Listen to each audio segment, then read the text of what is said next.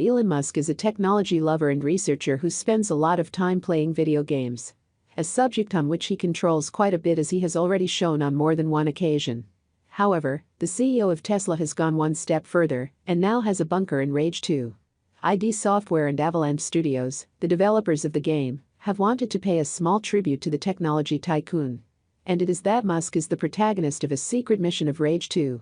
On the map, next to a mountainside, there are some bunker doors, something quite normal if we take into account that Rage takes place in a post-apocalyptic world.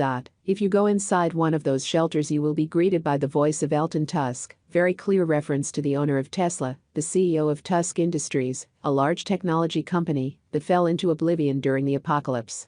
In the bunker you will find posters and all kinds of details about the research that this company carried out, such as space travel, nanotrites and other cutting-edge research. Throughout the tour of the bunker, Tusk's voice will constantly insult you, and don't worry about that, because they are all turned off.